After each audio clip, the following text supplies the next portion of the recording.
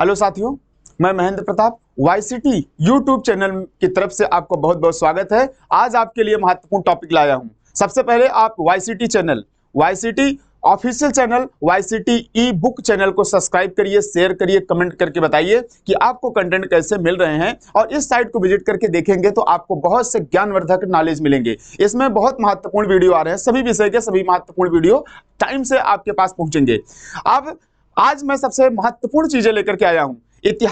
इतिहास बहुत महत्वपूर्ण सब्जेक्ट है जो हर एग्जाम में आता रहता है। इस समय आपके पास देखा गया PGT, LT grade, assistant professor, higher और नेट JRF से संबंधित महत्वपूर्ण प्रश्न आपके सामने पेश कर रहा है। YCT ऑफिशियल चैनल, YCT ई बुक यूथ कंपटीशन टाइम्स, आप यूट्यूब चैनल पर सर्च करेंगे तो आपको मिलेगा। आइए देखते हैं सबसे महत्वपूर्ण टॉपिक। आज का सबसे महत्वपूर्ण टॉपिक है इतिहास की श्रृंखला में देखा जाए तो प्राचीन इतिहास का सबसे पहला पार्ट है। प्राचीन इतिहास का पहला पार्ट है प्राचीन भारतीय प्रागैतिहासिक संस्कृतियों की विशेषताएं। प्रागैतिहासिक संस्कृतियों की विशेषताएं। प्रागैतिहासिक संस्कृतियों में सबसे पहले पार्ट में हम सुपर 30 क्वेश्चंस आपको कराएंगे। ये सुपर 30 क्वेश्चंस बहुत महत्वपूर्ण होंगे, व्याख्या सहित आपको महत्वपूर्ण हल मिलेंगे। ये व्याख्या सहित हल आपके एग्जाम्स के लिए अति महत्वपूर्ण होंगे। आप वीडियो को देखेंगे तो खुद समझ जाएंगे कि इसमें बहुत महत्वपूर्ण प्रश्न को शामिल किया गया है। देखते हैं पहले प्रश्न को। आप आइए मुझसे जुड़िए और थोड़ी देर के लिए धैर्य बनाए रखिए, आपको बहुत ही महत्वपूर्ण कंटेंट मिलने वाले हैं। देखते हैं पहले प्रश्न। पहला प्रश्न है, वह लक्षण जो नवपाषाण काल की विशिष्टता नहीं है। वह लक्षण, 4 लक्षण दिए गए इसमें। वह लक्षण जो नवपाषाण काल की विशिष्टता नहीं है। ऑप्शन ए घर्षक और पॉलिश युक्त उपकरण, ऑप्शन बी मध्य उपकरण कुल्हाड़ी, ऑप्शन सी पिछले युगों की तुलना में मृदभांड निर्माण कला में उल्लेखनीय प्रगति, ऑप्शन डी अन्न पर बढ़ती निर्भरता। ये 4 ऑप्शन दिए गए हैं। तो प्रश्न है, वह लक्षण जो नवपाषाण काल की विशिष्टता नहीं है। नवपाषाण काल की विशिष्टता नहीं है। इसमें से नवपाषाण काल की विशिष्टता क्या है? मध्य उपकरण कुल्हाड़ी। मध्य उपकरण कुल्हाड़ी इज द करेक्ट ऑप्शन। ये नवपाषाण काल की विशिष्टता नहीं है। नवपाषाण काल की विशिष्टता क्या क्या है? घर्षक और पॉलिश युक्त उपकरण, ये नवपाषाण काल की विशिष्टता है। ये नवपाषाण काल की विशिष्टता आपको मिलेगी। पिछले युगों की तुलना में मृदभांड निर्माण कला में उल्लेखनीय प्रगति। यस, नवपाषाण काल में पिछले युग, चाहे पूरा पाषाण काल हो चाहे मध्य पाषाण काल हो, नवपाषाण काल में जो पिछले युग हैं उनकी बात कर रहा है।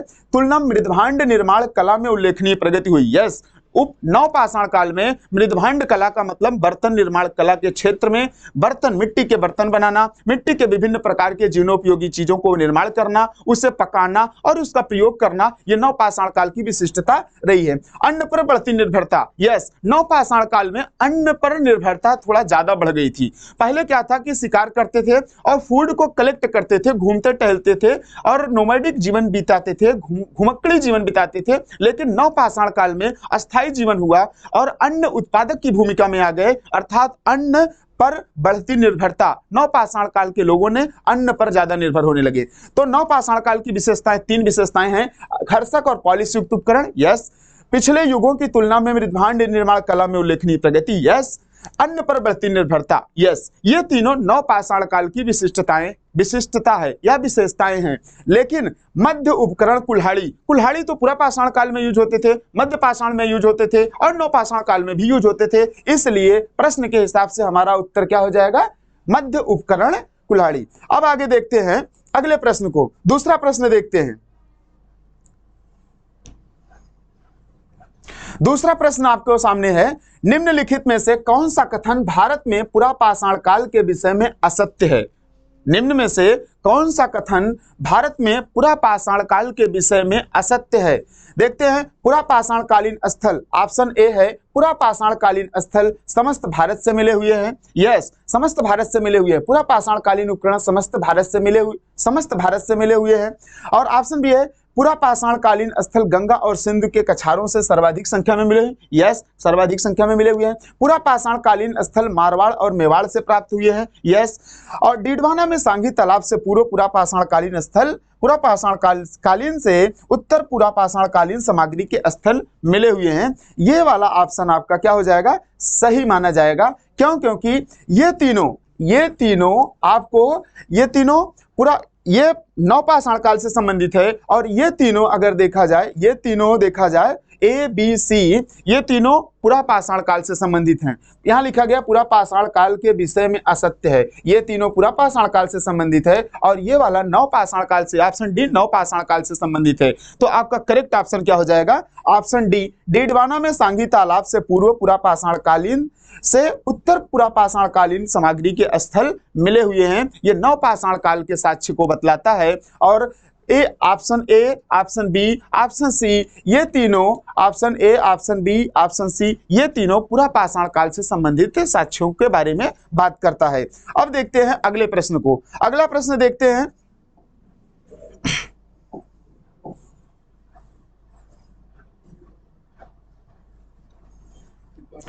अगला प्रश्न आपको थर्ड वाला रिपीट हो गया था, फोर्थ आपके सामने है। उपकरणों की खोज तथा नियोलिथिक युग में उनके कार्यान्वयन की जानकारी देने वाले रहे हैं। इसमें लिखा गया है कि उपकरणों की खोज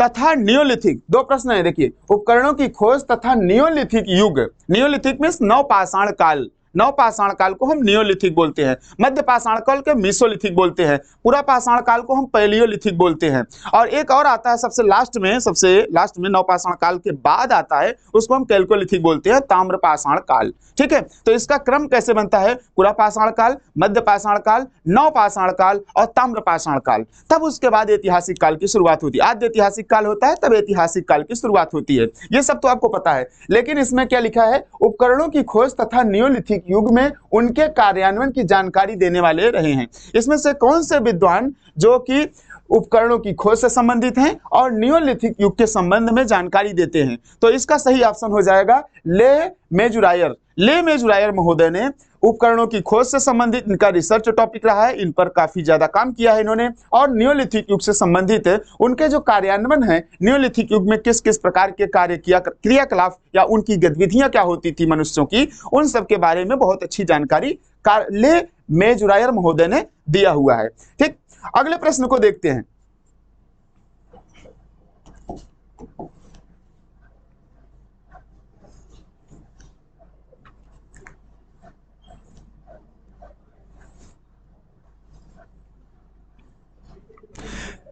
हाँ, पांचवा प्रश्न देखेंगे। मेसोलिथिक युग से संबंधित इनमें से कौन सा बयान गलत है? मेसोलिथिक युग से संबंधित कौन सा बयान या कौन सा कथन गलत है? कौन सा कथन इसमें से गलत बताया गया है? तो इसमें लिखा गया है मेसोलिथिक, ऑप्शन ए, यह मेसोलिथिक तथा नियोलिथिक युग के बीच की संक्रमण अवधि है। मेसोलिथिक युग से संबंधित, ध्यान दीजिएगा, मेसोलिथिक मींस मध्य पाषाण काल, मध्य पाषाण काल से संबंधित कौन सा कथन गलत है? मध्य पाषाण काल और नियोलिथिक युग के बीच की कड़ी है, ये अलग है, ये अलग है, ये ऑप्शन क्या हो जाएगा? ये ऑप्शन हो जाएगा गलत हो जाएगा। अब देखिएगा, वे गाय, कुत्ते, बैल, बकरी जैसे जानवरों को पालना आरंभ करते थे, ये भी गलत है। इसका मतलब ये हुआ कि ये गाय, कुत्ते, बैल, बकरी जैसे जानवर अर्थात पशुपालन की शुरुआत हमें नव पाषाण काल में मिलती है। कहाँ मिलती है? नव पाषाण काल में मिलती है। ये मेसोलिथिक मींस मध्य पाषाण काल में नहीं मिलती है। मेसोलिथिक युग के उपकरणों की गुण विशेषता लघु पाषाण युक्त थे। लघु मींस सूक्ष्म प्रकार के जो पाषाण उपकरण होते थे वे नव पाषाण काल में मिलते थे। कहाँ मिलते थे? नव पाषाण काल के लोगों के द्वारा बनाए जाते थे। ऑप्शन डी है, सन 1867 में कार्लाइल ने विंध्य के चट्टानी आवासों से माइक्रोलिथ्स को पहली बार खोज किया था। यस, ये भी सही है, ये ऑप्शन भी सही है कि कार्लाइल महोदय किधर गए? ये कार्लाइल महोदय सी एल कार्लाइल ने क्या किया था कि विंध्य क्षेत्र में मींस मिर्जापुर और विंध्याचल की पहाड़ियों के पास में कई ऐसे साइट्स, कई ऐसे क्षेत्रों की खोज की है जिसमें से ये पता लगाया है कि चट्टानी आवास भी मिले हैं और साथ ही साथ माइक्रोलिथ मींस सूक्ष्म प्रकार के उपकरण भी प्राप्त हुए हैं। तो ये बताते हैं ये भी, इसका भी संबंध किससे पता चलता है? नव पाषाण काल से। इसका भी संबंध आपको नव पाषाण काल से दिखाई पड़ेगा। ठीक है, अगले प्रश्न को देखते हैं। इसमें क्या प्रश्न सही होगा? इसका सही उत्तर आपको हो जाएगा ए, ऑप्शन ए। ये तीनों आपको नव पाषाण काल से संबंधित हैं, लेकिन ये ये ना तो मीसोलिथिक युग से संबंधित है और मीसोलिथिक युग से संबंधित नहीं है, अर्थात ये नवपाषाण काल, यानी कि इसका ऑप्शन ही इस तरीके से बनाया गया है कि मीसोलिथिक तथा नियोलिथिक दोनों को मिक्स कर दिया गया है। हमें बात करना है सिर्फ मीसोलिथिक युग के बारे में, इसलिए ये प्रश्न क्या हो जाएगा, सही होगा। और ये तीनों अलग हैं, यानी सी बी सी डी तीनों अलग हैं और ए बिल्कुल अलग है, तो हमारा उत्तर क्या हो जाएगा, ऑप्शन ए, ऑप्शन ए हो जाएगा। अब देखते हैं अगले प्रश्न को, अगले प्रश्न की तरफ बढ़ते हैं, देखते हैं। अगला प्रश्न है, भारत के नियोलिथिक स्थिरीकरण की तिथि लगभग थी। भारत में नियोलिथिक मीन्स नवपाषाण काल, नवपाषाण काल की तिथि लगभग कितनी मानी जाती है। ऑप्शन ए है 8000 बीसी, ऑप्शन बी है 6000 बीसी, ऑप्शन सी है 7000 बीसी, ऑप्शन डी है उपरोक्त कोई भी नहीं। मीन्स देखना है कि हमें नियोलिथिक मीन्स नवपाषाण काल का जो एक अनुमानित तिथि बताई गई है, वह अनुमानित तिथि लगभग कितना बताया गया है, कितनी है। तो इसका सही उत्तर हो जाएगा, इसका सही उत्तर आपको पता चलेगा 7000 बीसी, 7000 बीसी के आसपास मीन्स 7000 ईसा पूर्व के आसपास नवपाषाण काल की एक स्थिरीकरण, सभी विद्वान आकर के यहीं पर स्थिर हो जाते हैं कि 7000 के आसपास में नवपाषाण काल माना जाता है, उसके बाद के समय को, ठीक है। तो इसका उत्तर सही क्या हो जाएगा, ऑप्शन नंबर सी 7000 बीसी। अब आगे देखते हैं अगले प्रश्न को, अगले प्रश्न को देखते हैं। सांभर प्रदेश के लवण सरोवर में पाए जाने वाले संग्रहों के कृषि योग्य बनाने की सूचना लगभग इस अवधि की है। इस अवधि का मतलब किस अवधि की है। सांभर प्रदेश कहाँ मिलता है, ये राजस्थान में मिलता है। सांभर प्रदेश आपको राजस्थान में मिलेगा। लवण सरोवर का मतलब हो कि जहां पर नमक बनाने वाले तालाब हैं, अर्थात खारे पानी की झील। खारे पानी की झील आपको पता होगा, सांभर झील को जाना जाता है, सांभर झील को के नाम से जाना जाता है। तो सांभर प्रदेश के लवण सरोवर में पाए जाने वाले संग्रहों कृषि योग्य बनाने की सूचना लगभग इस अवधि की है। तो इसमें आपको मिलेगा किस अवधि में नमक बनाए जाते थे, अर्थात नमक की खेती की जाती थी और नमक को संग्रह किया जाता था, किस समय से इसकी जानकारी प्राप्त होती है। तो ऑप्शन ए है 7000 बीसी से 6000 बीसी, 6900 बीसी से लेकर के 5900 बीसी, 4000 बीसी से लेकर के 3000 बीसी और 10000 बीसी से लेकर के 9000 बीसी। ये चार ऑप्शन आपके सामने हैं। तो इसमें से अगर देखा जाए तो इसमें सही ऑप्शन हो जाएगा 7000 बीसी से लेकर के 6000 बीसी के बीच में सांभर प्रदेश में लवण सरोवर में कृषि की खेती की जाती थी। कृषि मतलब नमक की खेती की जाती थी। आज भी जैसे नमक की खेती होती है गुजरात के क्षेत्र में, आपने देखा होगा कि आधुनिक भारत में नमक आंदोलन किया गया था। दांडी मार्च महात्मा गांधी ने नमक की खेती करने वाले लोगों पर अंग्रेजों ने टैक्स बढ़ा दिया था। इस तरीके से उन पर टैक्स को कम करने के लिए गांधी जी ने नमक सत्याग्रह किया था। तो जो नमक खेती करते थे उन पर टैक्स बढ़ा दिया गया था। तो सबसे प्राचीनतम नवपाषाण काल में देखा गया कि नमक की खेती राजस्थान के सांभर झील के जो खारे पानी की झील है वहां पर नमक की खेती 7000 से 6000 बीसी के आसपास के एक महत्वपूर्ण साक्ष्य मिला हुआ है। अब देखते हैं अगला प्रश्न। अगला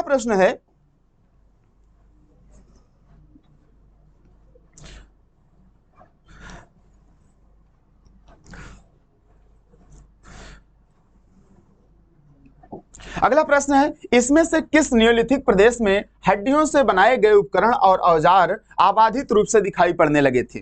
प्रश्न है कि इसमें से किस, ये आपके पास चार ऑप्शन है, चार ऑप्शन दिए गए हैं, चार, बुर्जहोम, चिराद, इलाहाबाद, मेहरगढ़, ये चार ऑप्शन दिए गए हैं। इन चार ऑप्शन में ये पता लगाना है कि इनमें से किस नियोलिथिक प्रदेश में हड्डियों से बनाए गए उपकरण और आबाधित रूप से ये इसके औजार प्राप्त हुए हैं। हड्डियों से बनाए गए उपकरण या हड्डियों से बनाए गए औजार किस क्षेत्र से प्राप्त हुए हैं, बुर्जहोम से, चिराद से, इलाहाबाद से या मेहरगढ़ से। अगर देखा जाए तो इसमें आपको इलाहाबाद, इसमें इलाहाबाद जिसको हम प्रयागराज बोलते हैं, ठीक है, प्रयागराज बोलते हैं। तो इसमें देखा गया था कि बुर्जहोम से हड्डियों के उपकरण प्राप्त हुए हैं और चिराद से हड्डियों के उपकरण प्राप्त हुए हैं। कहां से, बुर्जहोम जम्मू कश्मीर में पाया जाता है। चिराद कहां पर है, बुर्जहोम जम्मू कश्मीर में, जम्मू एंड कश्मीर में। चिराद कहां पर पाया जाता है, बिहार में, बिहार वाले क्षेत्र में। इलाहाबाद उत्तर प्रदेश में पाया जाता है,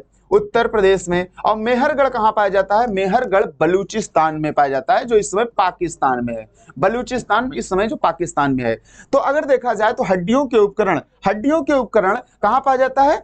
ऑप्शन नंबर ए और बी में, बुर्ज-होम और चिरांद में हड्डियों से बने हुए उपकरण पाए गए हैं। अब देखते हैं इसमें अगला प्रश्न, सही उत्तर क्या होगा इसका? सही उत्तर होगा ऑप्शन ए और बी, मीन्स बुर्ज-होम और चिरांद ये दोनों हड्डियों के उपकरण बनाने वाले क्षेत्र हैं। साक्ष्य अन्य विशेषताएं भी हैं इसमें से। बुर्ज-होम को बताया जाता है गर्त आवास भी मिला हुआ है इसमें से, और भी अन्य साक्ष्य इसमें पाए गए हैं। ये जम्मू कश्मीर में है, बहुत महत्वपूर्ण साइट है, ये समय समय पर एग्जाम में इससे पूछा जाता रहता है। ठीक है, अब देखते हैं अगले प्रश्न को।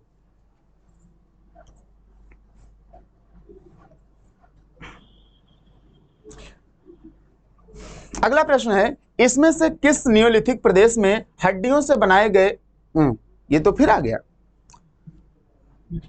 नेक्स्ट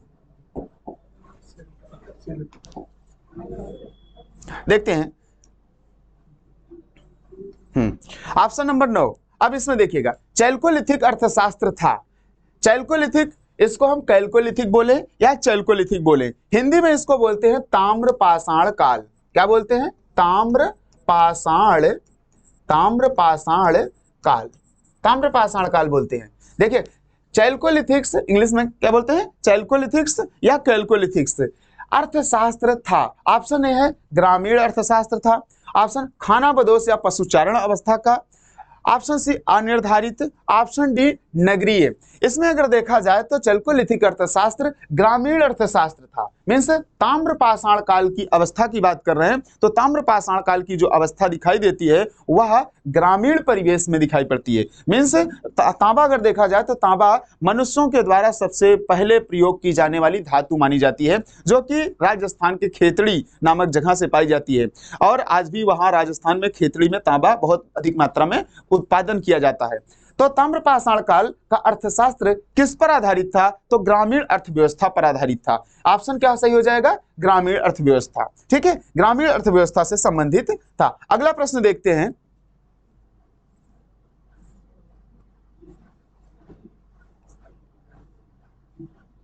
हाँ, अगला प्रश्न है 10वां नंबर, डोलमेंस इस शब्द का तात्पर्य क्या है? डोलमेंस का अर्थ बताना है। डोलमेंस क्या होता है? डोलमेंस, ऑप्शन देखते हैं, हड्डी और लकड़ी द्वारा उपकरण बनाना, ऑप्शन बी चाक पर निर्मित मिट्टी के बर्तन, ऑप्शन सी इतिहास पूर्व की चित्रकलाएं, ऑप्शन डी गड़े हुए मुर्दों पर निर्मित समाधियां। डोलोमेंस का अर्थ होता है गड़े हुए मुर्दों पर निर्मित समाधियां, गड़े हुए मुर्दों पर निर्मित समाधियां। जैसे कि सिंधु घाटी की सभ्यता में देखें या अन्य सभ्यताओं में देखें या आज भी देखें तो समाधियां लोग बनाते हैं, तो उस समाधियों के ऊपर कुछ पक्का कुछ स्ट्रक्चर बना देते हैं, कुछ निर्माण कार्य कर देते हैं, तो वह डोलोमेंस माना जाता है। तो डोलोमेंस का अर्थ क्या हो जाएगा? गड़े हुए मुर्दों पर निर्मित समाधियां, ये हमारा उत्तर होगा। ठीक, अगला प्रश्न देखते हैं। अगला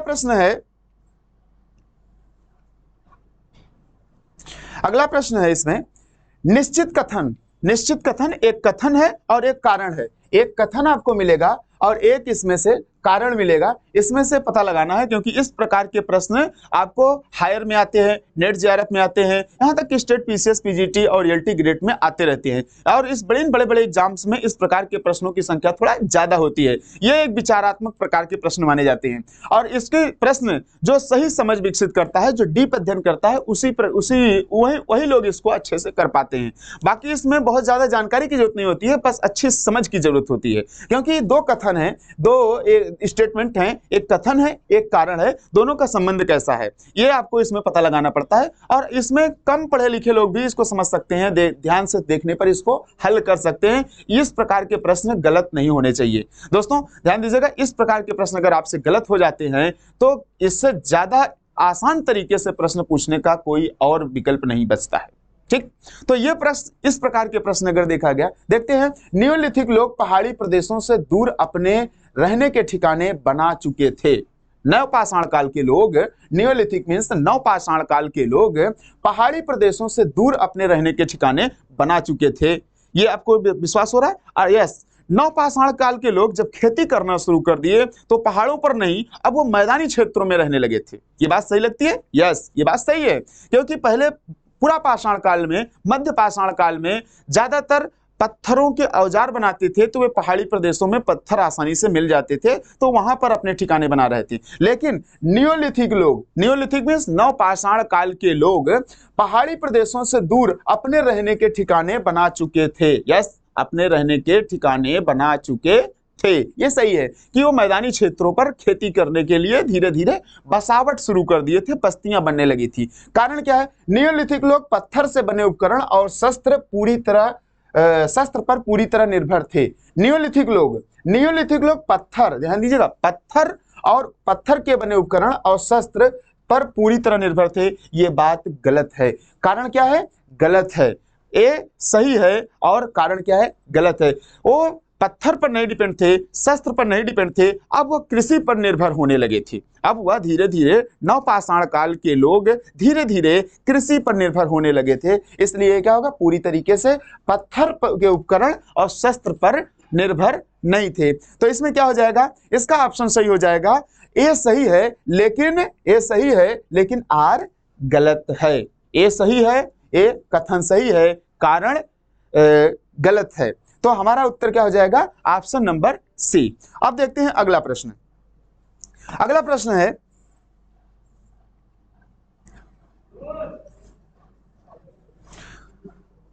है, आदिम मानव द्वारा सीखा गया पहला विषय। आदिम मानव द्वारा सीखा गया पहला विषय यानी कि आदिम मानव का मतलब आदि मानव ने सबसे पहले क्या सीखा था? नंबर ए, चक्र का निर्माण। चक्र मीन्स पहिए का निर्माण, व्हील यानी फॉर्मेशन ऑफ द व्हील या इन्वेंशन ऑफ व्हील। ठीक। पशुओं को पालना। ऑप्शन सी में है व्यवस्थित जीवन निर्वाह करना। ऑप्शन डी है आग को तैयार करना। व्यवस्थित जीवन तो ये आपको सबको पता है कि बहुत बाद में आया था, लेकिन चक्र निर्माण, पशुओं को पालना, आग को तैयार करना, इसमें से कौन सा कार्य मनुष्य सबसे पहले सीखा या कौन सा कार्य सबसे पहले करना प्रारंभ किया था? तो ऑप्शन के हिसाब से अगर देखेंगे तो ऑप्शन के हिसाब से इसमें हो जाएगा, इसका करेक्ट ऑप्शन हो जाएगा पशुओं को पालना। आदिम मानव सबसे पहले पशुओं को पालना शुरू किया। पशुओं के पालने में संभवतः सबसे पहले कुत्ते का पालन किया था। ऐसा माना जाता है कि संभवतः सबसे पहले कुत्ते, क्योंकि जब मनुष्य आदि मानव शिकारी की भूमिका में था तो कुत्ते उसकी हेल्प करते थे और वह धीरे धीरे अन्य जानवर भी पालने लगा। नवपाषाण काल आते आते कृषि के साथ साथ पशुपालन बड़ी मात्रा में होने लगा। लेकिन सबसे पहला आदि मानव द्वारा सीखा गया सबसे पहला विषय है कि पशुओं को पालना। पशुओं को पालने से उसकी सुरक्षा भी होती है, उससे तमाम प्रकार के लाभ भी मिलते हैं। उसके बाद अन्य प्रकार की गतिविधियां आगे बढ़ती रहती हैं। ठीक, आगे देखते हैं अगला प्रश्न। अगला प्रश्न मिलेगा आपको,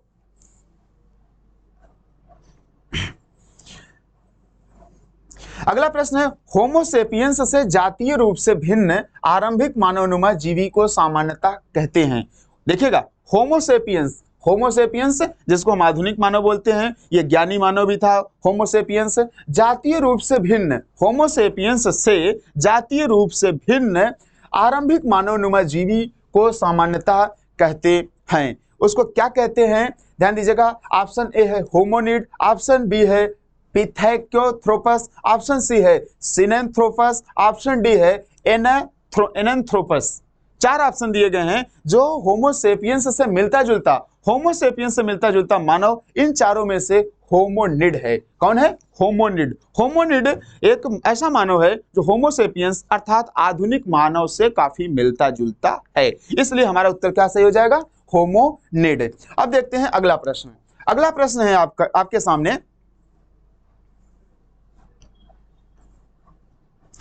निम्नलिखित में से कौन सा नवपाषाणिक स्थल राख के टीले के लिए जाना जाता है? 4 स्थल दिए गए हैं। कौन सा नवपाषाणिक स्थल जो राख के टीले के लिए जाना जाता है? राख का टीला किस स्थल से प्राप्त हुआ है? बहुत ही आसान प्रश्न है। Number A Gufkral, number B Senuwar, number C Pallavoy, number D Chirand. इसमें करेक्ट ऑप्शन क्या होगा? गुफकराल, सेन्यूर, पल्लवाय, चिराद। इसमें से चार ऑप्शन दिए गए हैं, इसमें से आपको करेक्ट ऑप्शन में डायरेक्ट प्रश्न पूछा गया है। इस तरीके के डायरेक्ट प्रश्न आपको पल्लवाय आंध्र प्रदेश में पड़ता है। पल्लवाय कहां पर है? आंध्र प्रदेश में है। ये आंध्र प्रदेश में पड़ता है और इसमें राख के टीले प्राप्त हुए हैं। और बाकी गुफ कराल में अगर देखेंगे तो गुफ कराल और बुर्ज होम ये जम्मू कश्मीर में है, जिसमें कि गड्ढा घर मिले हुए हैं और हड्डियों के बर्तन बनाने के साक्ष्य प्राप्त हुए हैं, हड्डियों से औजार बनाए गए हैं, उपकरण बनाए गए हैं। तो ये गुफ कराल हो गया। चिरांद बिहार में पाया गया है और इसमें पल्लवाय जो आंध्र प्रदेश में पाया गया, राख के टीले पाए गए हैं। इस स्थल पर राख के टीले पाए गए हैं। तो हमारा उत्तर क्या सही हो जाएगा? ऑप्शन सी पल्लवाय, जहां पर नवपाषाणिक स्थल है और साथ ही साथ राख के टीले प्राप्त हुए हैं। अब देखते हैं अगले प्रश्न को। अगला प्रश्न है हमारे सामने, नवपाषाणिक स्थलों को चिन्हित कीजिए जहां से चावल की खेती के प्रमाण मिले हुए हैं। नवपाषाणिक स्थल, ध्यान दीजिएगा, प्रश्न में कौन कौन से शब्द महत्वपूर्ण होते हैं उन शब्द पर हमको फोकस करना चाहिए, क्योंकि प्रश्न अगर हम सही तरीके से पढ़ेंगे तो हम उत्तर सही तरीके से प्राप्त कर सकते हैं। अगर हम प्रश्न ही गलत कर देंगे तो उत्तर हमें गलत होने की पूरी संभावना रहेगी। तो हमें क्या लिखा गया? नवपाषाणिक स्थलों को चिन्हित कीजिए जहां से चावल की खेती के प्रमाण मिले हैं। 4 स्थल दिए गए हैं। इसमें लिखा गया है नंबर 1, इसमें लिखा गया है Koldihwa, number 2 Utnur, number 3 Mahagara, number 4 Mehrgarh. ये 4 स्थल प्राप्त किए गए हैं। 4 स्थलों में से किन किन स्थलों पर चावल पाए गए हैं या चावल के साक्ष्य मिले हैं? तो इन चारों स्थलों में से देखना है कि हमें सबसे पहले कोल्डिहवा ये अभी इसकी खोज तो बहुत पहले हो गई थी। एक नई रिसर्च इसकी आई है कोल्डिहवा की अभी यहाँ पर चावल के साक्ष्य मिले हुए हैं। तो हमारा ऑप्शन ए सही हो जाएगा। ए इसमें ले लेते हैं। दूसरा इसमें दिखा उतनूर, नहीं उतनूर ये दक्षिण भारत में है, यहाँ पे चावल के साक्ष्य नहीं पाए गए हैं। नंबर 3 इसमें है महागड़ा, यस महागड़ा में भी चावल के साक्ष्य मिले हुए हैं। तो इसमें से हो गया 3, 1 और 3 किधर है? ये ऑप्शन डी हमारा सही हो जाएगा। तो कोल्डिहवा और महागड़ा ये 2 ऐसे नवपाषाणिक स्थल हैं जहां पर चावल के साक्ष्य मिले हैं। ठीक है, अब अगला प्रश्न देखते हैं।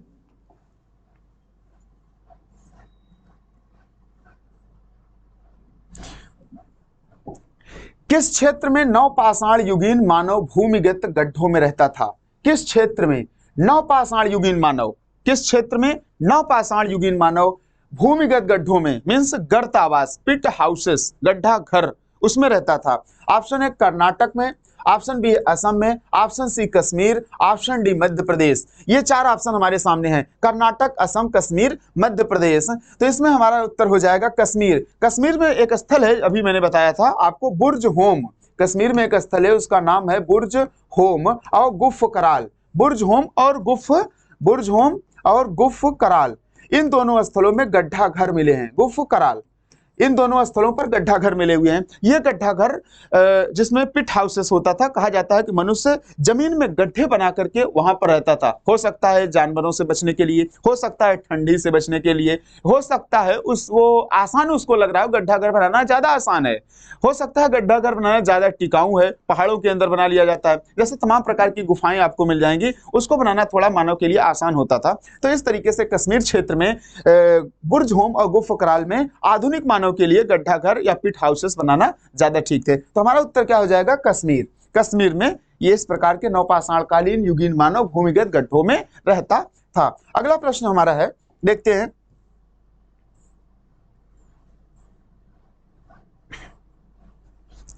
अगला प्रश्न है, मध्य प्रदेश में आदमगढ़ और राजस्थान में बाघोर से प्राचीन साक्ष्य मिले हैं।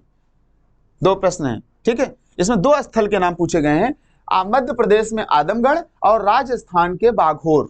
मध्य प्रदेश में आदमगढ़ और राजस्थान के बाघोर में कौन कौन से प्राचीनतम साक्ष्य मिले हुए हैं? इनमें प्राचीनतम साक्ष्य चमकदार प्रस्तर उपकरण के, चाक से बनी पाटरी के, पालतू जानवरों के, जूते हुए खेत के। इसमें से 4 ऑप्शन दिए गए। इन 4 ऑप्शन में सही उत्तर इसका ये होगा कि सही उत्तर होगा पालतू जानवरों के। सही उत्तर क्या होगा इसमें? पालतू जानवरों के साक्ष्य मिले हुए हैं। मध्य प्रदेश के आदमगढ़ में भी और राजस्थान के बाघोर में भी पालतू जानवरों के साक्ष्य मिले हुए हैं। ठीक, अब अगला प्रश्न देखते हैं।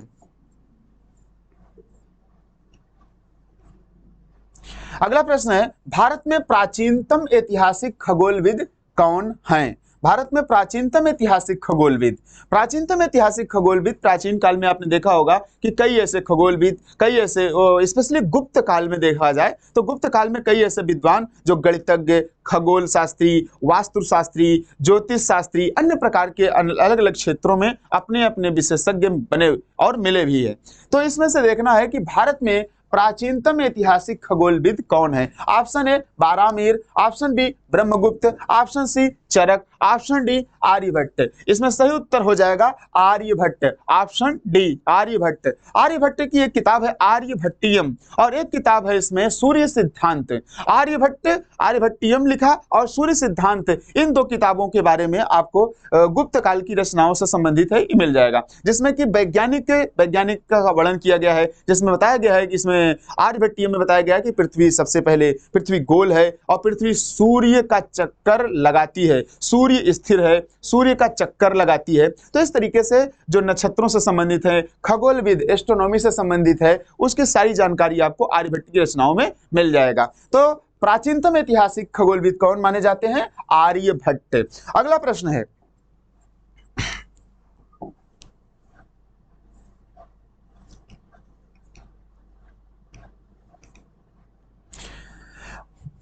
अगला प्रश्न है, पुरातात्विक सामग्री इतिहास की सर्वश्रेष्ठ कसौटी है। यह एक कथन है, स्टेटमेंट है, ध्यान दीजिएगा। पुरातात्विक सामग्री इतिहास की सर्वश्रेष्ठ कसौटी है। यह कसौटी यह किसने कहा है? ध्यान दीजिएगा, पुरातात्विक सामग्री इतिहास की सर्वश्रेष्ठ कसौटी है, मीन्स इतिहास के लिए पुरातात्विक सामग्री बहुत महत्वपूर्ण है, बहुत महत्वपूर्ण है। यह किस विद्वान ने कहा है? John Marshall, Vincent Smith, DR. Bhandarkar, Rahul Sankrityayan. चार विद्वान हैं आपके सामने। कौन से विद्वान जो इतिहास की सर्वश्रेष्ठ कसौटी पुरातात्विक साक्ष्यों को मानते हैं? तो इसका सही ऑप्शन हो जाएगा राहुल सांकृत्यायन।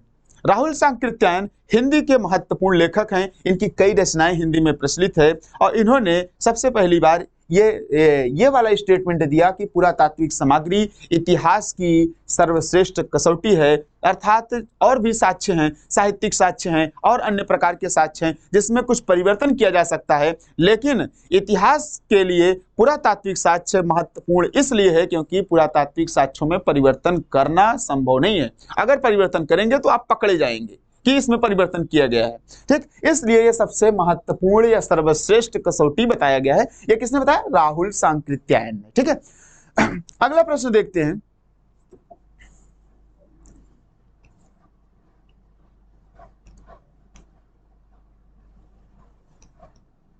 अगला प्रश्न है, सूक्ष्माश्म मुख्यतः संबंधित है। सूक्ष्माश्म, सूक्ष्माश्म का मतलब होता है जो सूक्ष्म छोटे छोटे चीजें बनी होती है। सूक्ष्माश्म का मतलब यहाँ पे माइक्रोलिथ से भी संबंध है। जो माइक्रो लेवल की चीजें हैं वह किससे बनी है? पुरापाषाण युग में, मध्य पाषाण युग में, या नवपाषाण काल युग में, या ताम्रपाषाण युग में। अगर देखा जाए तो यह मध्य पाषाण युग में अगर देखा जाए तो सूक्ष्माश्म मिले हुए हैं। सूक्ष्माश्म का मतलब होता है माइक्रोलिथ, इसको हम ऐसे बोल सकते हैं माइक्रोलिथ। माइक्रोलिथ, माइक्रोलिथ से संबंधित वस्तुएं स्पेशली अगर देखा जाए तो मध्य पाषाण काल में मिले। तो हमारा ऑप्शन क्या हो जाएगा? B is the correct option, B is the correct option. सूक्ष्माश्म मुख्यतः संबंधित किससे है? मध्य पाषाण काल से संबंधित है। अगला प्रश्न देखते हैं,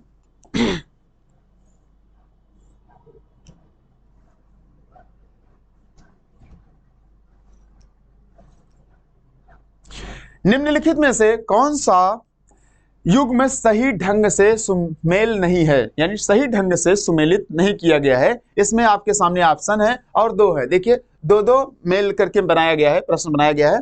महाभाष्य पाणिनि, मालविकाग्निमित्रम कालिदास, प्रियदर्शिका हर्ष, मुद्रा राक्षस विशाखादत्त। अब इसको देखिए समझते हैं। महाभाष्य, महाभाष्य पाणिनि गलत, पहले ही गलत हो गया। महाभाष्य को पतंजलि ने लिखा है।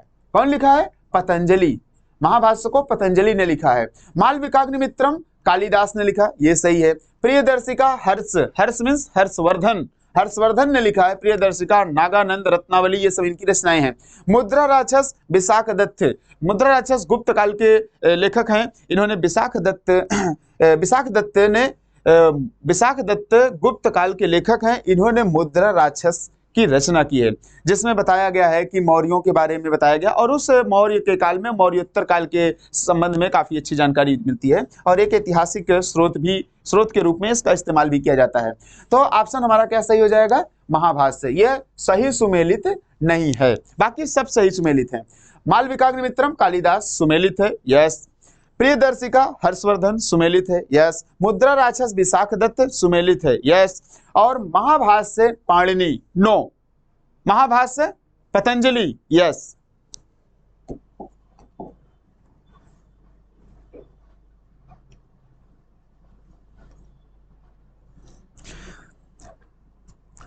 हाँ, अगला प्रश्न है, निम्नलिखित में से किस स्थान पर वर्तमान काल से 80,000 से 1 लाख वर्ष पुराने आधुनिक मनुष्य के अवशेष मिले हैं?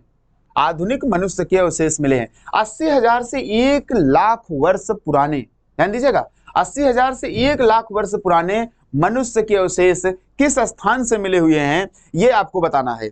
तो इसमें अगर देखा गया, नंबर ए है ऑस्ट्रेलिया की मुंगो झील से, ऑप्शन बी है बोर्नियो की नियाह गुफा से, ऑप्शन सी है इजराइल में गफजेह का कपाल, ऑप्शन डी है मोरक्को में डर एस सोल्टन। ये सब जगह के नाम है, ये सब साइट के नाम है, किन किन क्षेत्रों से क्या क्या मिला हुआ है। लेकिन इसमें प्रश्न क्या है, 80,000 से 1 लाख वर्ष पूर्व आधुनिक मानव के अवशेष, आधुनिक मानव के अवशेष अर्थात सबसे पुराना अवशेष अगर बात करें तो आधुनिक मानव के सबसे पुराने अवशेष कहां पर मिले हुए हैं? तो इसका उत्तर हो जाएगा बर्नियो की नियाह गुफा से। कहां से मिला हुआ है? बर्नियो की नियाह गुफा से मिला हुआ है। बर्नियो कहां पे पड़ता है? आप लोग कमेंट करके बताइए, मैं उसका उत्तर दूंगा, मैं इसका उत्तर कमेंट में दे दूंगा। आप इसको बताइए, आपको अगर पता है तो आप तुरंत कमेंट करके बताइए कि बर्नियो की नियाह गुफा किस जगह पर स्थित है, किस देश में स्थित है, या इसकी एग्जैक्ट लोकेशन क्या है, आप इसको बताएंगे। ठीक है, अगला प्रश्न देखते हैं।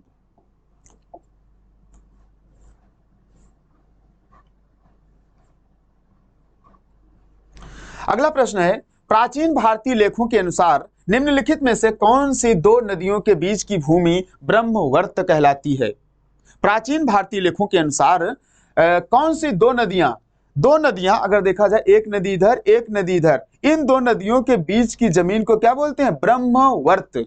कौन सी 2 नदियां हैं? उन 2 नदियों के नाम बताने हैं।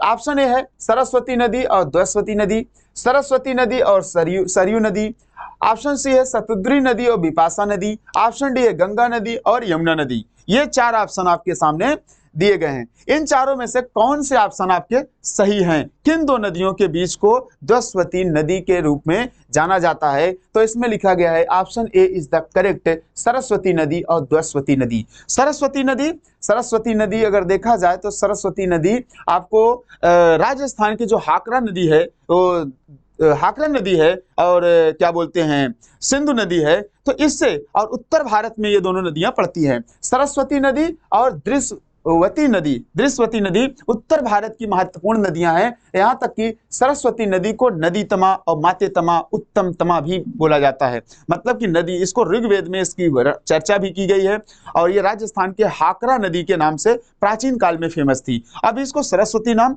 और इसको नदियों में उत्तम नदी के नाम से जाना जाता है। तो सरस्वती नदी और दृश्यवती नदी के बीच के क्षेत्र को ब्रह्मवर्त क्षेत्र बोला जाता है, ब्रह्मवर्त बोला जाता है। इसको ब्रह्मर्षि देश भी बोलते हैं।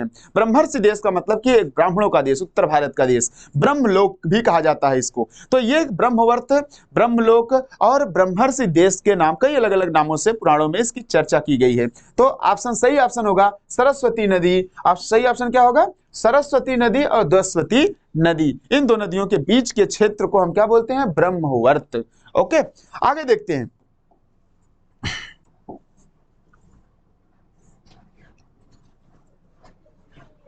निम्नलिखित में से कौन सी संभवतः भारत में प्रयोग की जाने वाली प्रथम धातु थी? ये टीजीटी 2016 में आया था, बहुत आसान प्रश्न है ये बहुत आसान है, आपको बता दें अगर तो। निम्नलिखित में से कौन सी संभवतः भारत में प्रथम प्रयोग की जाने वाली धातु है? भारत में प्रथम प्रयोग की जाने वाली धातु ये तांबा है। ताम्रपाषाण काल का नाम सुना होगा आपने। ताम्रपाषाण काल से ही पता चल जाता है कि तांबा और पत्थर का सबसे पहले प्रयोग करना शुरू कर दिया था, इसीलिए बहुत ज्यादा मात्रा में प्रयोग होता था। उसके बाद सिंधु घाटी में आप देखेंगे कांसे का प्रयोग होने लगा था। तांबे के साथ साथ उसके बाद कांसे का प्रयोग होने लगा था। लोहे का प्रयोग 1000 ईसा पूर्व के आसपास आता है, जो कि उत्तर वैदिक काल और उसकी शुरुआत जब होती है तब वहां से प्रारंभ होता है। तो तांबे सबसे प्राचीन माना जाता है। वर्तमान में तांबा राजस्थान का खेतड़ी नामक खान से बहुत ज्यादा मात्रा में उत्पादन किया जाता है। ठीक है, आप कमेंट करके बताइएगा कि तांबे का सर्वाधिक उत्पादक देश कौन सा है, सर्वाधिक उत्पादक देश कौन सा है। ठीक, मैं उसके बाद इसका उत्तर आपको दे दूंगा।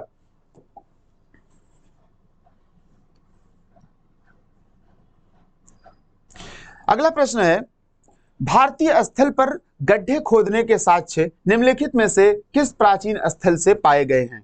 देखिएगा, भारतीय स्थल पर गड्ढे खोदने के साक्ष्य निम्नलिखित किस प्राचीन स्थल पर पाए गए हैं। मीन्स किस प्राचीन स्थल पर मनुष्य गड्ढे खोदने का प्रयोग, गड्ढा खोदा करता था, जमीन में कुछ पिट टाइप का या कुछ पिट हाउसेस टाइप का बनाता था। किस जगह पर? लोथल और कालीबंगा, बुर्जहोम और रंगपुर, रूपपुर और रोपड़, इसको रोपड़ बोलेंगे, रोपड़ और रंगपुर, कालीबंगन और सुरकोटदा।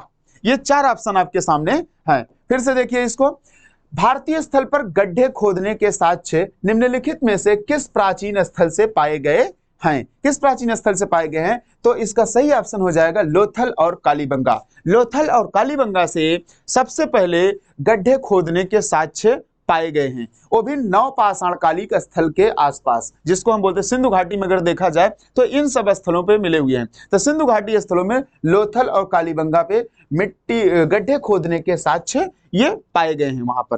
ठीक, अगला प्रश्न देखते हैं।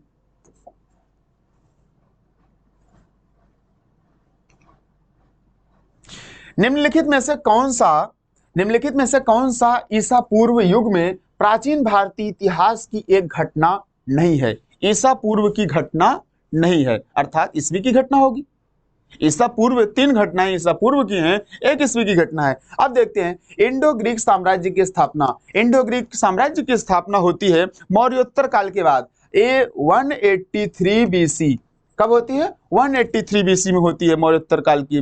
मौर्योत्तर काल के बाद इसमें शक आते हैं, कुषाण आते हैं, पहलव आते हैं, सीथियन आते हैं, इस तरीके से कई छोटे छोटे, और इसमें ट्रिमेडियस वंश और ड्रेमेडियस वंश, इन सब का शासन, ये तो विदेशी थे। तो इंडो ग्रीक, ये सब क्या थे? ग्रीक थे, इसलिए इंडो ग्रीक बोला जाता है कि भारतीय परिवेश में आकर के घुल मिल गए। तो इंडो ग्रीक साम्राज्य की स्थापना 183 के बाद होती है, मौर्योत्तर काल के बाद होती है। ठीक है, मौर्योत्तर काल में होती है, मौर्यों के बाद, अर्थात मौर्यों के बाद। विक्रम संवत का प्रारंभ 57 बीसी में होता है। कब होता है? 57 बीसी में होता है। यह भी बीसी की घटना है, ईसा पूर्व की घटना है। हमें बताना क्या है कि ईसा पूर्व युग में प्राचीन इतिहास की एक घटना नहीं है, ईसा पूर्व की घटना नहीं है, ये सब ईसा पूर्व की घटनाएं हैं। चतुर्थ बौद्ध संगीति अगर देखा जाए तो यह कनिष्क के शासनकाल में हुई थी। कुंडलवल कश्मीर बिहार में कनिष्क के शासनकाल में हुई थी। सुघोष ने इसकी अध्यक्षता की थी, वसुमित्र उपाध्यक्ष थे। तो ये चतुर्थ बौद्ध संगीति है। उसके बाद आता है खारवेल का हाथी गुम्फा अभिलेख। खारवेल एक शासक थे जो उड़ीसा कलिंग क्षेत्र में पड़ता है।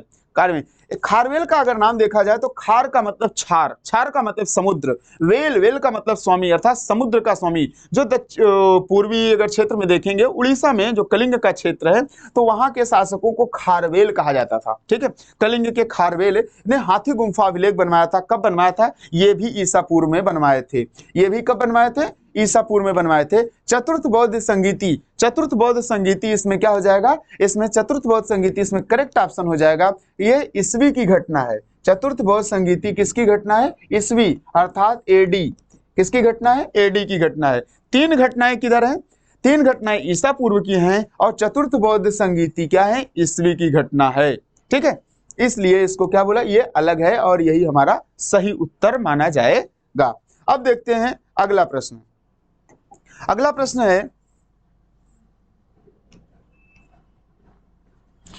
प्रश्न है, निम्नलिखित में से कौन सा प्राचीन भारत के एक उपकरण परंपरा से नहीं जुड़ा है? उपकरण परंपरा से नहीं जुड़ा हुआ है। 4 ऑप्शन दिए गए हैं, कौन सा भारतीय उपकरण परंपरा से नहीं जुड़ा हुआ है? मोस्टेरियन, एस्चुलियन, ओल्ड वन, ग्रेसियन।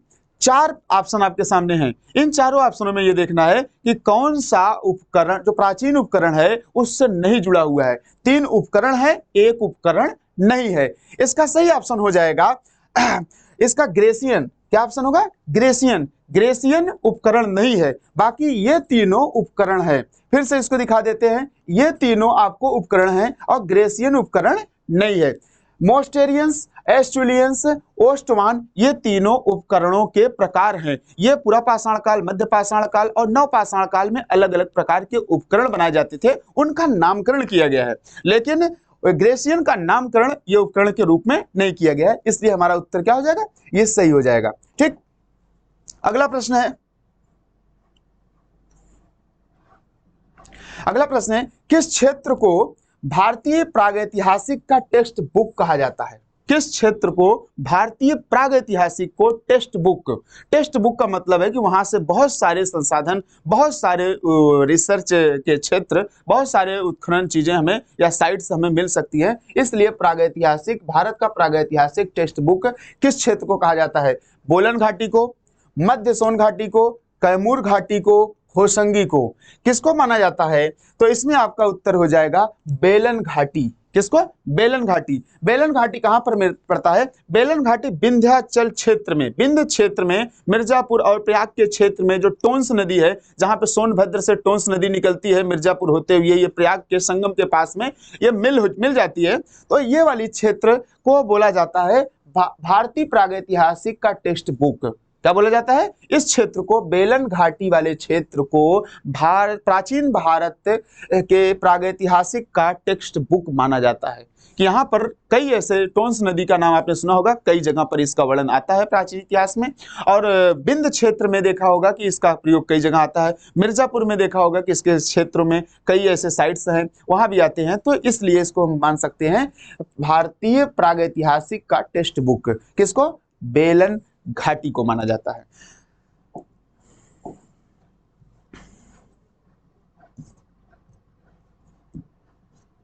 अगला प्रश्न है और लास्ट प्रश्न है। अगला प्रश्न सुपर 30 क्वेश्चन मैंने पहले बताया था, 30 क्वेश्चंस, ये लास्ट क्वेश्चंस है, ध्यान से इसको समझिएगा। देखिएगा, निम्न में से कौन सा उपकरण हस्त परशु का प्रकार नहीं है? हस्त परशु का मतलब हस्त कुठार, परशु का मतलब फरसा, फरसा का मतलब कुल्हाड़ी टाइप के, जो फरसे टाइप के, जो कुल्हाड़ी टाइप के और उपकरण होते हैं, औजार होते हैं, वो इसमें से नहीं है, हस्त परशु प्रकार का नहीं है। फ्लेक, चापर, पेबुल, बोरर, इसमें से आपको पता लगाना है कि कौन सा परशु प्रकार का उपकरण नहीं है, मतलब हस्त कुठार, हैंड एक्सेस टाइप का उपकरण से, टूल से नहीं है। तो इसका सही ऑप्शन हो जाएगा पेबुल। पेबुल हस्त कुठार नहीं है। फ्लेक हस्त कुठार है, यस। चॉपर हस्त कुठार है, यस। और बोरर हस्त कुठार है, यस। ये तीनों हस्त कुठार हैं, लेकिन पेबुल हस्त कुठार नहीं है। ये एक अलग प्रकार का उपकरण माना जाता है।